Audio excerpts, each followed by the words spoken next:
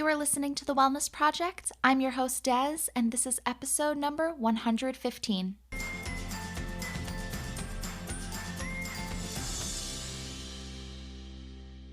Hello, thank you so much for joining me today. I hope that your 2023 is going well so far. Mine has been a bit rocky, but that is okay. I am moving forward, persevering.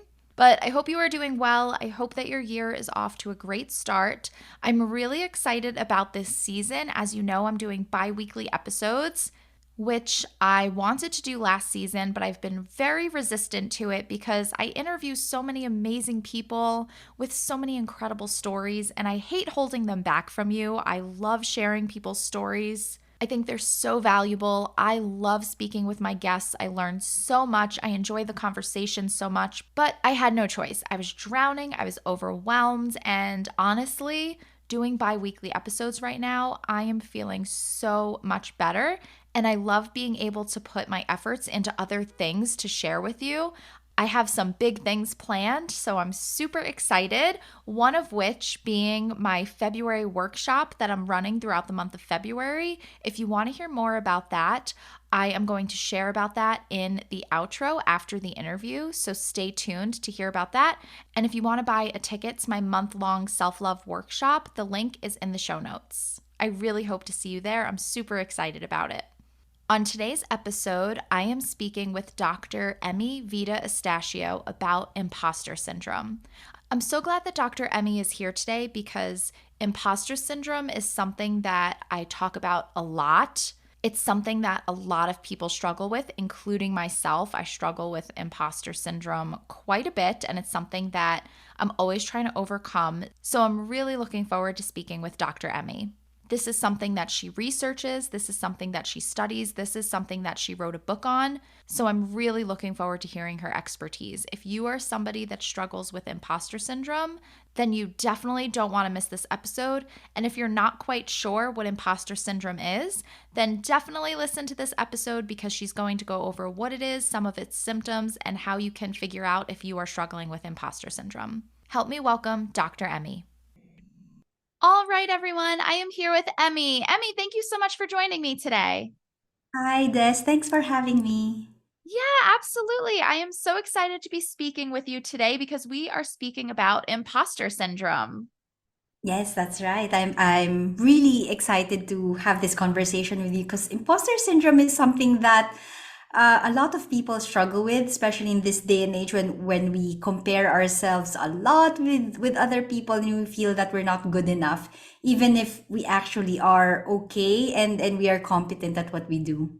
Oh, yeah, definitely. I agree. So many people struggle with imposter syndrome, and I know I definitely have. So I would love to get us started if you could just introduce to us who you are, what it is you do, if you've had any personal experiences with imposter syndrome. Sure. So my background is in psychology. I'm a chartered psychologist and I've been in academia for over 20 years. So I have experience of doing research, teaching psychology, and really understanding how we are impacted by our feelings of self-doubt and feelings of incompetence. And with my understanding in psychology, how we would be able to cope with these feelings so that we are able to do what we have to do in our lives.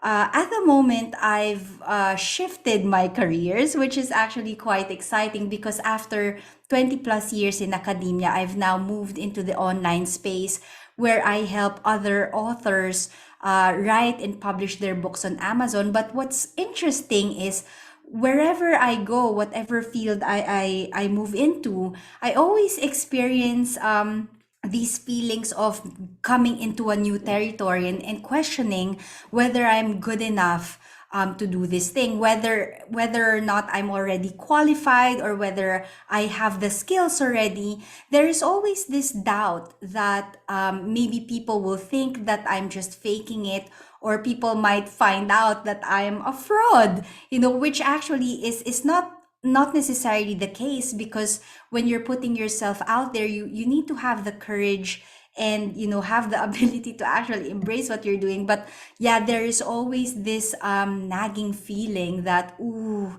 this is unfamiliar territory, this is new territory.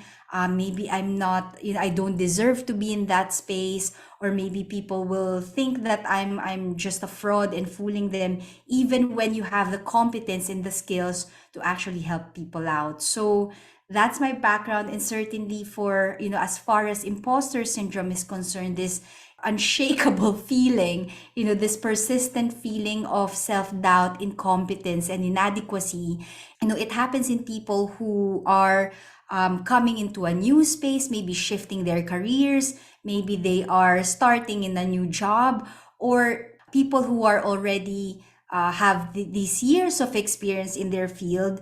They still experience imposter syndrome from time to time, especially when they are given new roles and responsibilities and feeling that they are out of their depth, and they're questioning whether they are good enough for the job. Okay, thank you so much for explaining that. So basically, you're saying imposter syndrome is when somebody is in a field, whether new or they're seasoned in that field, but they're feeling inadequate. They're having that self doubt. They feel like a fraud. Yes, that's it. It's this persistent feeling of self-doubt, incompetence, and inadequacy. For most of us, yes, we do experience self-doubt from time to time, but what makes imposter syndrome different is it is persistent.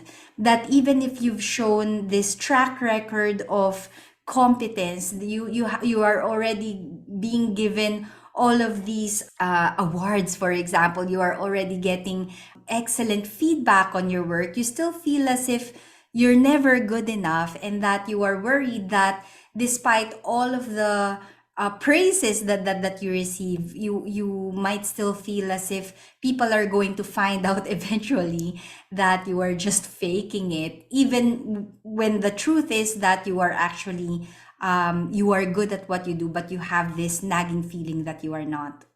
Where do you think this persistent feeling comes from? Where does this imposter syndrome come from if somebody has the qualifications, if they are a good fit for that position, if they know their stuff, like you said, they've gotten the awards. Where do you think this stems from? Unfortunately, it could be a vicious cycle. So, for those who are, for example, at the early stages of their career, obviously they might be feeling self-doubt. They might be feeling their fish out of water, but they still have to do what they need to do because it is their job. So they do it, and they try to overstretch themselves. They overwork because they are afraid that if they don't do as much work as humanly possible, that they might fail. So this is what they tend to do. And I suppose I am in this category wherein I will stretch myself as much as I can to make sure that I deliver 100% despite the fact that you can actually get it done in, let's say, without having to work 60 hours a week. The problem with that is if you have this work pattern wherein you have to overstretch yourself and go beyond your limit, when you do finish your task and you do a good job, you might say to yourself, it's not that I am good at what I do, it's because I overstretched myself. If I was given the same amount of time as everyone else, for sure I'm going to fail. So instead of the accomplishment and the task being done well, alleviating the feeling of self-doubt, it could aggravate the feeling of incompetence and inadequacy, with you thinking that it's not that I'm good at what I do. It is because I overstretched myself. It's because I overworked. This will fuel that feeling. Eventually, for example, for people like myself who really overwork, we end up getting burned out. And this obviously will have implications on your physical, mental, and psychological health. Sometimes it will have repercussions on your social life as well, because if you have this feeling that if you don't overwork, if you don't, let's say, overcompensate for this self-doubt that you are having, then everything is going to fall apart, and that doesn't really help appease the feelings of imposter syndrome. It actually aggravates it, and it becomes a vicious cycle as a result. I'm really glad you brought that up because I was wondering, what do you think are the effects that imposter syndrome can have on somebody's mental health, their physical health, their emotional well being? Yes, for many people who experience imposter syndrome, even if they are doing a great job, sometimes it takes the job satisfaction away from what you do because you are overstretching yourself. And for people who are working too many hours because they feel as if they don't, they're going to fail, they could miss out on social engagement. So you might miss out in terms of your you might have some friction with your relationships, and you'll be missing out on social engagements. Also, when it comes to the physical consequences, so many people who have imposter syndrome also experience burnout. They burn themselves out to the point of physical exhaustion. So as far as the physical well-being is concerned, it's also impacted. But essentially, imposter syndrome has adverse consequences on your psychological well-being, your self-esteem. If not addressed effectively, yeah, as I've mentioned earlier, it could be a vicious circle that despite you completing the tasks and doing a really good job, it doesn't really help appease the feeling of incompetence because you're not addressing the root cause. For many people who experience imposter syndrome as well, they have these maladaptive perfectionist tendencies that even if they're doing a good enough job, they would say this is not good enough. They tend to focus on things that didn't go well, things that they could still be improved, and they could make a huge fuss over things that are not really that important. And so, as I mentioned earlier, no job satisfaction is taken out of the equation, but also this self-esteem and self-doubt. The feelings that you're not good enough is aggravated because you couldn't really embrace the fact that you've done a good job, that you're doing well, because the imposter syndrome is just really eating up the joy out of what you are doing. Right. Yeah, that makes a lot of sense. And that's interesting that you brought up the perfectionist tendencies. Do you see a link between perfectionism and imposter syndrome? Yeah, so we'll have to differentiate between adaptive perfectionism and maladaptive perfectionism.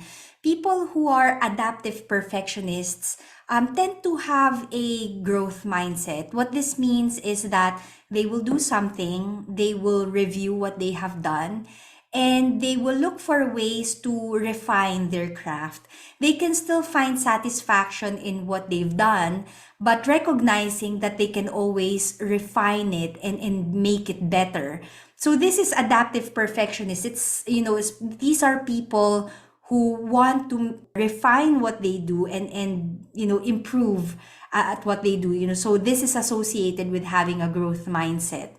Maladaptive perfectionism, on the other hand, which is associated with imposter syndrome, is when you do something, and yes, you will look for ways to refine and improve what you've done. However, you cannot actually see the good things that you have done. So that's actually the difference between adaptive and maladaptive perfectionism. It's okay to be a perfectionist if it doesn't actually take the joy out of what you're doing. But what happens with maladaptive perfectionism is, yes, you are aiming for perfection, but the trouble is it's never gonna be good enough. You will never find satisfaction in your work until you achieve perfection, which is never achieved for someone who has experienced maladaptive perfectionism. So when you have this maladaptive perfectionist tendency, it is associated with imposter syndrome because if you don't achieve 100% perfection, then that makes you a fraud. It's quite illogical in that sense because just because there are some minor tweaks that you can still do and improvements that you can still make in what you do, it doesn't necessarily make you a fraud. It just means that it's a work in progress, as we all are. Maladaptive perfectionism and imposter syndrome are linked simply because for people who experience imposter syndrome, just because they haven't achieved 100% perfection yet, it makes them feel as if they are a fraud as a result of that. Okay, yeah, that makes a lot of sense, and I could definitely see how that could be a vicious cycle. That makes a lot of sense. Thank you so much for explaining that. And why do you think it is that so many people struggle with imposter syndrome? Well, I think in this day and age, there is, social comparison all around. We tend to compare ourselves to people who probably have 10, 15, or 20 years, ahead of us. And especially for those who are at the early stages of their careers, or for those who are pivoting, who have made a career change and starting something new, they feel as if they are not good enough because they are comparing themselves to people who have been doing it for many many years. So in this day and age, it's so easy to fall into the trap of social comparison, and for us comparing ourselves with people who are way ahead of us. So this is more amplified in this day and age. That's why many people experience imposter syndrome now. But on the other hand, we've seen from research that about 70% of us experience imposter syndrome at some point in our lives anyway. So it's not something that is unusual. But the good thing now is that there is space for us to talk about it, to actually normalize it quite a bit, to recognize that it's okay to feel this way sometimes, as long as you're able to recognize it, acknowledge what it is, and be able to embrace yourself as a human being who is not perfect and who can experience imposter syndrome too, and to find ways to reach out for help, to look for strategies to help you adapt and enable you to actually get on with what you have to do without feeling this guilt, or without feeling this uncertainty that people are going to think that you are a fraud. So, yeah, most of us, majority of us, 70% of us will experience imposter syndrome. It is amplified in this day and age. But what I would like to emphasize in our conversation today is that it is okay to feel this way. It is not uncommon. It is important for us to be able to acknowledge what it is, to understand what it is, where the unhelpful beliefs are coming from. So we would be able to understand what it is and be able to use some strategies, look for ways to, first of all, reach out for help if that's needed, or to have strategies so we can adjust and adapt to how we are feeling, to the mental processes that's going on, and to enable us to do what we have to do without feeling guilty or feeling that we are incompetent and that we are frauds. I didn't realize that number was so high, 70%, but that makes a lot of sense, especially how you said it's amplified now because of the social comparison. We have all these various ways to compare ourselves to others now, all this social media. We log on to whatever social media app it is, and there's other people doing amazing in their lives. So that definitely makes a lot of sense that as to why that is so amplified now. So I would love if we could get into how you said there are strategies, there are things that we can do to embrace ourselves, to limit that social comparison. Could you share some of those strategies? Oh, sure. Well, in my book, The Imposter Syndrome Remedy, I talk about the TLC technique. Now, some people might think that it means tender loving care. On the one hand, you need to give yourself a little bit of tender loving care. Even if you have these inner critics in your head, these are the unhelpful thoughts that we tell ourselves. And there may be some self-help gurus that might say, when you have inner critics, you need to crush it, you need to silence it, and all that. But what I would have to say about that is there's actually no need to be aggressive towards your inner critic, because ultimately your inner critic is you. That's the voice inside your head. But instead of trying to crush it or trying to silence it, when we talk about the TLC sequence, you're actually being more gentle and trying to be more open to exploring where these inner critic messages are coming from. So when it comes to the TLC questioning sequence, I encourage my clients to actually ask three questions when they experience imposter syndrome. And you ask, is it true? Is it logical? And is it constructive? So let's say, for example, you are telling yourself, you are starting at your new job, or you're starting a new project, and you're telling yourself, I'm not competent, or I'm not qualified to do this job. The first question that you need to ask is it true? This is particularly the case for early career professionals. I've worked for over 20 years as a, in academia as a university lecturer, and I've seen my students, get their training and qualification in psychology. And when they graduate, they get a job and they ask themselves, I don't think I'm qualified. I don't think I'm competent enough to do this job. And what I encourage them to do is ask the question, is it true? Because more often than not, it is actually a lie that you are telling yourself, because you do have the qualifications, you do have the experience, you have been trained. And even if you are new at that job and you're thinking, I don't have those years of experience yet, you may have transferable skills that you've gained from previous life experience that makes you qualified to do that job. And the second question that I ask them to ask is it logical? So you ask, is it true? The second question is it logical? Because more often than not, if someone trusted you to do that job, it is quite illogical to hire someone who is incompetent, or to hire someone who is not qualified to do that job. So you need to ask that question. Is it true? Is it logical? And the third question is it constructive? Because you need to ask yourself, how would this thinking help me to do the job at hand? If I keep telling myself I'm not good enough, or I'm not qualified enough to do the job, how is that going to help me to get the job done? Also, if you are someone who has pivoted, maybe it is true that you are new at this field. Maybe you are feeling incompetent, or maybe you are not experienced enough. And maybe it is true that you are new, because the first question is it true that you are new? Maybe it is true. And the second question is it logical?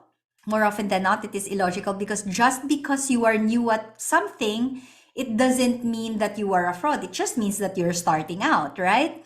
So the third question is it constructive? Instead of pulling yourself down, ask yourself, are there new skills that I have to gain? Is there someone that can help me get better at this? What tools and what strategies can I use to make me get the job done? Because more often than not, if we are new at something, there might be other people who are several years ahead of us, who might be able to support us. You don't have to face that the task at hand on your own. You could always reach out for help, learn from other people, learn from those who already have more experience, and those who already have a track record. And this is something that I often tell people who are at the early stages of their career, or those who are just starting out and in pivoting. Always ask the question, TLC questioning sequence: is it true? Is it logical? Is it constructive? Because if you ask these questions, you will realize that sometimes the beliefs and the messages that you're telling yourselves are untrue, illogical, and destructive. And you need to find ways to make these messages work for you, so you don't have to suffer from imposter syndrome. You don't have to face this on your own, and you'll be able to find more constructive ways to deal what you have to do using this TLC questioning sequence. Those are really great tips. I love that TLC questioning sequence. It makes a lot of sense and it's easy for somebody to remember too. And that's a great way to challenge your thoughts and kind of bring yourself back to reality and question those maladaptive thoughts. Thank you for sharing that. That's a really great tip that I think will help a lot of people. Wonderful. And I have to say, for now that I'm working as a self-publishing coach, even for the people who have been who are experts in their field and they're now writing books, they are publishing books, they still do experience imposter syndrome. And sometimes we do use the TLC questioning sequence. I ask them, is it true that you are not qualified? Is it logical that just because you haven't written a book yet, it doesn't mean that you shouldn't write one at all? And I do ask them the question, is it constructive? How does feeling sorry for yourself, for example, help you in any way? The TLC questioning sequence works very well, but at times when the inner critic messages are so strong, because some of these messages might be ingrained in you for 20 or 30 years already, that you've been telling these messages in your head over and over again. It can be difficult for us to challenge these messages. The TLC questioning sequence might not be as powerful because the messages are so ingrained in you. And so if that strategy doesn't work, the shortcut that I use for most of my clients now, especially the ones who are about to write and publish books, and they are questioning, oh, who am I to speak, or I'm not good enough to write this book, or people are going to judge me. When the TLC questioning sequence, when it doesn't work, the strategy that I use with them is the flashlight technique. And what I do with the flashlight technique is it's very simple. I ask my clients to imagine as if they are holding a flashlight.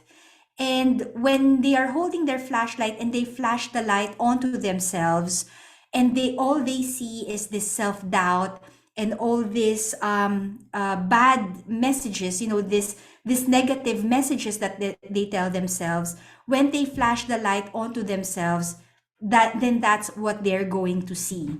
The remedy to that is I ask them, instead of flashing the light onto yourself, you need to flash the light out. You need to flash the light out to those people you are aiming to serve. If you are writing a book and you know that your book is going to serve so many people, if you've written, for example, a story of your survival of domestic abuse, or let's say you've written a book to help others cope with mental health difficulties, instead of flashing the light onto yourself, you flash the light out to those people whose lives will be better because you are delivering something. Even if you are doubting yourself, all of us will doubt ourselves from time to time.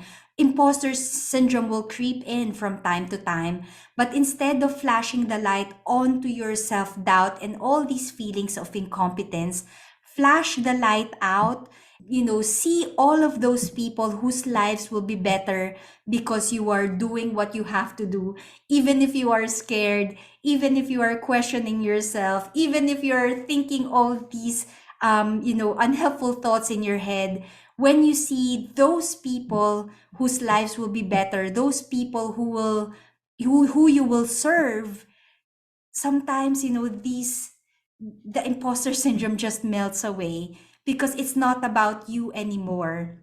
It's about those people you will serve, those people whose lives will be better because you will do what you have to do, even if you are scared, even if you're doubting yourself. The imposter syndrome will just melt away. I can assure the flashlight technique. This is the shortcut that I use with my clients all the time when we are about to hit the publish button and they're asking themselves, "Oh goodness, I'm not good enough to do this." I do the flashlight technique with them, and the fire in their belly to serve others just gets ignited, and the imposter syndrome just melts away. Oh, that's great. And I think that's a really great shift in perspective and, you know, really focus on how you want to help and how you want to help others and what you want to put out into the world. And I think that could help with anybody in any field in whatever projects that they are trying to work on. And yeah, that's really great. Thank you. Dr. Emmy, this has been really great. Do you have any words of wisdom or encouragement for those that have been struggling with imposter syndrome? The one thing that I would like to say is, so many of us do experience imposter syndrome. And so if you're someone who's feeling the self doubt sometimes, or actually, even if it's not sometimes, if you're feeling this persistent self doubt, even if you're doing a good job and you can't actually see the good job that you are doing, don't feel guilty about feeling this way. So many of us feel this way, but the important thing that you need to do really is to acknowledge that you are human, that these feelings are normal, and I would like you to just take care of yourself, embrace yourself for who you are, this beautifully imperfect person that you are. And if there are things that you have to do, even if you are feeling the self doubt, do practice the TLC questioning sequence. Ask yourself, is it true? Is it logical? Is it constructive? And if those thoughts are still persistent and it hasn't melted away, I would encourage you to try the flashlight technique. Shine the light out to those people, the impact that you are going to make, because you have this courage to do what you have to do, even if you are feeling the self-doubt sometimes. Oh, thank you so much for that. That's really great. Dr. Emmy, this has been so amazing. I know so many people struggle with imposter syndrome. I think that your tips can really help a lot of people. So, can you share with everyone where they can find you and your book? Oh, sure. Well, my book is available on Amazon. So you just need to type in Imposter Syndrome Remedy. Or if you just find me on Amazon, just type Emmy Estacio, you'll find my books there. Imposter Syndrome Remedy, Change Your Life for Good, and Fear is Not My Enemy. These are based on my years of experience as a psychologist, and just really trying to make it as accessible, the psychological strategies that can help you to cope with imposter syndrome, with self-doubt and fear, so you can do what you have to do without feeling guilty, and really embracing your true worth and in the value that you bring in this world. Oh, great. Everyone, I'm going to put those links in the show notes. Go check out Dr. Emmy and her book. Dr. Emmy, thank you so much for being here today. Thank you for having me, and I hope you found that helpful. Dr. Emmy, thank you so much for being here today. This was such a great conversation. I love talking about imposter syndrome. I think it's something that is so important to talk about. So, thank you for having this conversation with me. I hope you enjoyed this episode. All of Dr. Emmy's links are in the show notes, so definitely go check her out. I can't believe that it's already February, the International Month of Love, but if you've been following me for a while, you know that I like to call February the month of self love. I'm going to be running a workshop throughout the month of February in a private Facebook group all about self love, diving deep into self love, what it is, how you may be affected if you struggle with self love, the different ways that that shows up in your life. I'm going to be going live at least once a week in the group with different activities, different events. I'm going to be providing you with different reflective journaling prompts.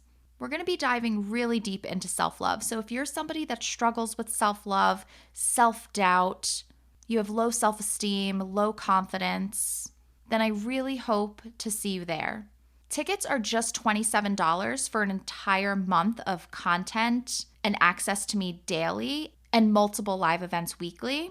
But if you share the event on social media, you could either send me a screenshot via message on Facebook or Instagram, or you can email me, or you can tag me on social media. I will send you the promo code for a 10% off discount. The link to the event is in the show notes, so definitely go check that out. If you are not quite ready for a 30-day workshop with me, then definitely grab the 30-day self-love challenge freebie. It's a downloadable and printable PDF that's going to go straight to your email inbox, and it includes 30 simple and actionable exercises you can do each day throughout the month of February to practice self-love. Self-love is one of the most important types of love. We all could use some more self-love in our lives. So go to the show notes, check out the event, get your free PDF, and start loving on yourself. I hope to see you there. I'll see you in 2 weeks with another incredible guest. Thanks for being here.